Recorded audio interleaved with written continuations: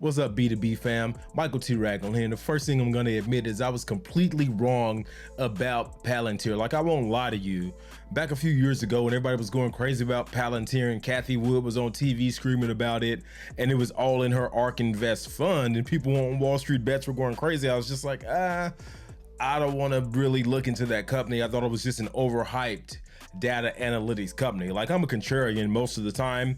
I tend to, if somebody's getting too hyped about any stock or equity, I go away because I don't like to follow crowds. I like to do my own research and come to my own conclusions. Every time Palantir came up, I've always written it off, but I love helping other people understand the stock market. So I was having a conversation with a friend earlier this week, and he was just asking me what some metrics means and how to invest in options. And then he showed me a screenshot of something what he was trying to figure out. It wasn't even about Palantir, that Palantir was the stock that he just happened to click on. Keep in mind, this guy just started investing a few weeks ago, or didn't even know what it was a month ago, right? And we've been spending time talking about it. And I started thinking, I want to step back and say, okay, well, if this person is just getting into investing, has somehow stumbled upon Palantir, I probably should start paying attention. I think if you're like me and you're somebody who's very logical and a bit of a rebel who likes to go against like group think, sometimes we're too smart for our own good, right? So I'm like, all right, I'm just gonna step back for a second. I don't believe that everything that happens in the markets are rational. Like, I love data. Like, I always have charts and financials and balance sheets up. I'm always evaluating companies, just looking at the data, the quantitative side of it, but there's a qualitative side of things as well that we have to think about. So a lot of times share prices are driven by the masses or by the story that the company's telling. So I spent a little bit of time earlier today actually learning more about Alex Karp, the CEO of Palantir. And I'm like, oh, wait a minute. This guy kind of ticks the boxes of the type of person that people want to follow, but also the type of person that investors want to buy into as well. And the way I kind of break it down with Palantir is like, okay, they're kind of ticking all the boxes that people want. So when you look at it in a just basic broad form, you can say data analytics, but you have to dive deeper and say, okay, what is the world worried about right now? Cybersecurity. Tick.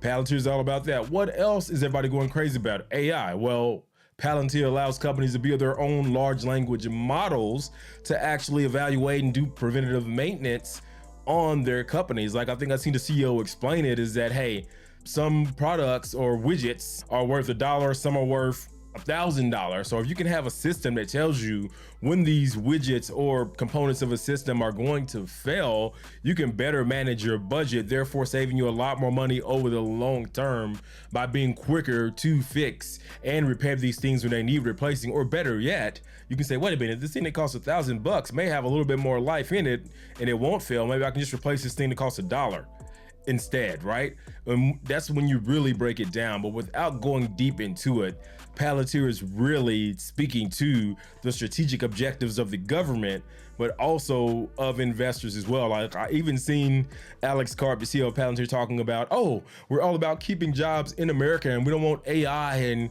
technology to take away jobs. We want to have them work alongside the technology, which I thought was brilliant, because he was thinking like, okay, what is any politician thinking about? Keeping jobs in the country. If he can position Palantir as a company that's saying, no, we're going to allow people that are quote unquote technical but not PhDs to be able to operate our software and bring it in alongside the systems and processes that they're already using out on the floor in the warehouse or wherever, that's gonna make it a lot more attractive to invest in as well. And then you have the media and huge funds investing in it, as well as the internet being behind it.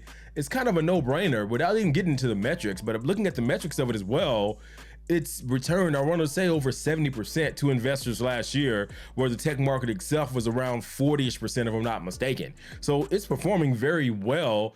It also has no debt at all. The only thing I didn't like was the 5-year returns. But when I think about it, this company has been investing a lot into AI and into their systems to make it a front runner in cybersecurity, analytics, with the government and with commercial. So that's why it took a little bit longer to see those returns with this company, because it's a pure growth play.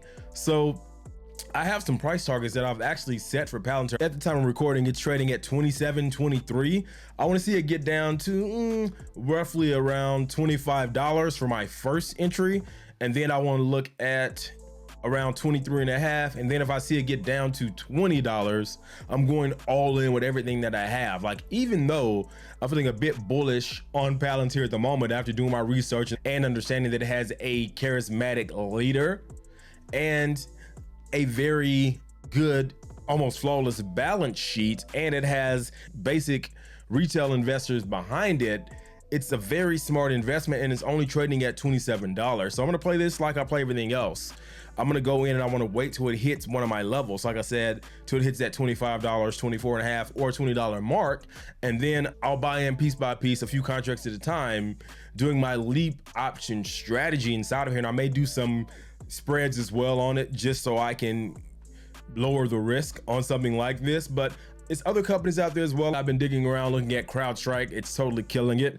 I love that as an investment in the same industry. And then something that's kind of related when it comes to people management, I like Workday as well as another stock that I'm paying attention to. So we're not gonna get deep and do a stock breakdown on this one. I just wanted to quickly go in and give a quick oversight on Palantir. If you're somebody who's like me, that's been a bit cautious on investing in something that has a lot of hype, now may be a good time, once we can see that price drop down by a few more dollars, to buy into Palantir. Remember, this is not financial advice. I'm not a financial advisor, but you always need to question those things that you believe to be true. So don't just stick to what you think you know, dig deeper, because our mission here is to make sure that you can leave more than just debt for your family when you die. And if you really dug this video, check out this one above, because it is a banger too. Until next time, it's your boy Michael T. Ragland. I am out. Peace.